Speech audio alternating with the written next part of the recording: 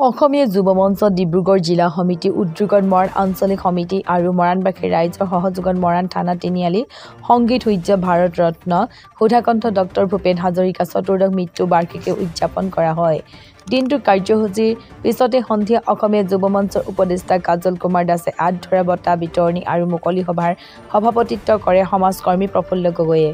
সভাত সদৌ অসম অসমীয়া মহিলা মঞ্চৰ সম্পাদিকা ৰাণু তামুলী, আছু নেতা দেৱজিৎ গগৈ, টাইপা নেতা ৰুদ্ৰসাগৰ বুঢ়াগোহাঁই, আছু নেতা ৰাহুল কোঁৱৰ, অসমীয়া যুৱ মঞ্চ ডিব্ৰুগড় জিলা সমিতিৰ সম্পাদক বিপুল গগৈকে প্ৰমুখ কৰি স্থানীয় বহু গণমান্য লোক উপস্থিত থাকে। সভাত চিত্ৰাংকন আৰু ৰচনা প্ৰতিযোগিতাৰ বিজেতাসকলক পুৰস্কাৰ প্ৰদান কৰা হয়। আজি আমি অসমীয়া যুৱ মঞ্চ ডিব্ৰুগড় জিলা সমিতিৰ উদ্যোগত মৰাণ অঞ্চলী আৰু মৰাণবাসী ৰাইজৰ সহযোগত আমাৰ মৰাণ থানা তিনিআলিত অসমীয়া যুৱ মঞ্চই সুধাকণ্ঠ ডক্টৰ ভূপেন হাজৰিকাৰ মৃত্যু বাৰ্ষিকৰ লগত সংগতি ৰাখি আজি দিনজোৰা কাৰ্যসূচী পালন কৰা হয়। আৰু এই কাৰ্যসূচীত আমাৰ প্ৰথমতে পতাকা উত্তোলন, উদযাপন উত্তোলন, তাৰপৰা শহীদ তৰ্পণ এইখিনি কৰাৰ পিছত ল'ৰা ছোৱালীখিনিয়ে আপোনাৰ চিত্ৰাংকন প্ৰতিযোগিতা আৰু ৰচনা প্ৰতিযোগিতা হৈ যায়। এতিয়া বঁটা বিতৰণী অনুষ্ঠান আৰু ইয়াৰ পিছতে আছে আপোনাৰ কণ্ঠলা আচলতে গান গাব। তাৰপিছত আছে আমাৰ আমন্ত্ৰিত শিল্পীৰ দ্বাৰা এটা সাংস্কৃতিক অনুষ্ঠান। সেই শেষত আমি জুবিনদাৰ ওপৰত তেওঁ সন্মান জনাই মায়াবিনী গানটোৰে আমি অনুষ্ঠানটো সামৰণি মাৰিম বুলি ভাবিছোঁ। অসমীয়া যুৱ মঞ্চ ডিব্ৰুগড় জিলা সমিতিৰ উদ্যোগত মৰাণ আঞ্চলিক সমিতি আৰু মৰাণবাসী ৰাইজৰ সহযোগত সংগীত সূৰ্য ভাৰত ৰত্ন সুধাকণ্ঠ ডক্টৰ ভূপেন হাজৰিকাৰ চতুৰ্দশ মৃত্যু দিৱস এদিনীয়া বৰ্ণাঢ্য কাৰ্যসূচীৰে মৰাণ থানা তিনিআলি প্ৰাংগণত আমি উদযাপন কৰিছোঁ। কাৰ্যসূচীৰ লগত সংগতি ৰাখি ৰাতিপুৱা আমি অসমীয়াৰ হিয়াৰামটো জুবিন গাৰ্গৰ প্ৰতিচ্ছবি শ্ৰদ্ধাঞ্জলি জ্ঞাপন কৰি আমি কাৰ্যসূচীৰ শুভাৰম্ভ কৰোঁ।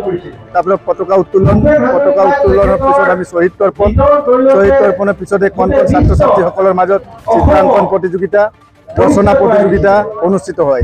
এই ৰচনা প্ৰতিযোগিতা, চিত্ৰাংকন প্ৰতিযোগিতাত বহুতো ছাত্ৰ ছাত্ৰীয়ে অংশগ্ৰহণ কৰে। তাৰপিছতে আমি ডক্টৰ ভূপেন হাজৰিকাৰ প্ৰতিচ্ছবি শ্ৰদ্ধাঞ্জলি জ্ঞাপন কৰে আমাৰ অসমীয়া মহিলা মঞ্চৰ কেন্দ্ৰীয় সমিতিৰ সম্পাদিকা ৰাণু তামুলী বাইদেৱে। আমি গণশিল্পী ৰাজীৱ হদিয়াৰ প্ৰতিচ্ছবিটো শ্ৰদ্ধাঞ্জলি জ্ঞাপন কৰোঁ। শ্ৰদ্ধাঞ্জলি জ্ঞাপন কৰে আমাৰ চুতীয়া ছাত্ৰ সন্থাৰ কেন্দ্ৰীয় সমিতিৰ মুখ্য উপদেষ্টা শইকীয়া ডাঙৰীয়াই।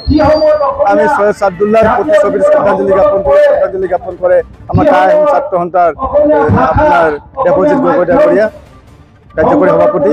তাৰপিছত আমাৰ উদযাপন সমিতিৰ সন্মানীয় সভাপতি প্ৰফুল্ল গগৈৰ সভাপতিত্বত এখনি সভা অনুষ্ঠিত হয়।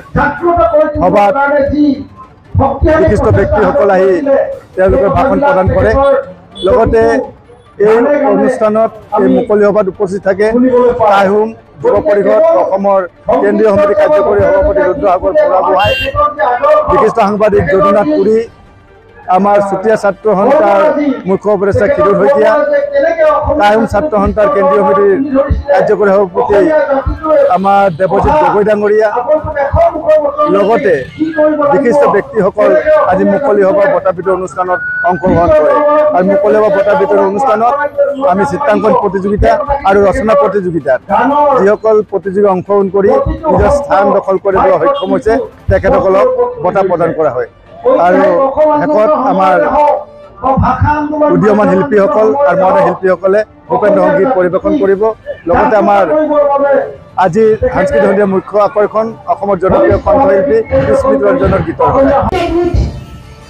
আমাৰ মানৱ প্ৰেম যি ধৰণে তেখেতে জগাই থৈ গৈছে, আমি তেনেধৰণে আমি শিল্পীগৰাকীক আমি জীয়াই ৰাখিব লাগিব। খুব সুন্দৰভাৱে কৈছে যে মানুহে মানুহৰ বাবে যদিহে অকললৈ নেভাবে ভাবিব কোনে নোকোৱা। আমি ভাবিছোনে? আমি দিনক দিনে কি হৈছো? আমি আত্মকেন্দ্ৰিক হৈ গৈ আছো। আমি আজি কি হৈছে? আমি পিতৃ মাতৃৰ কথাই নভবা হৈছো। আমি এনেকুৱা আমি স্বাৰ্থপৰ হ'বলৈ গৈ আছো। আমি অকল নিজৰ কথা ভাবিছো। বৰ্তমান যিটো মই সকলো কথা কোৱা নাই, যিটো যুৱ প্ৰজন্মৰ যিটো উশৃংখলতা আমি কিছু বিষয়ত দেখিছো পিতৃ মাতৃসকল খুব মানে এটা অভিজ্ঞতা দিন কটাব লগা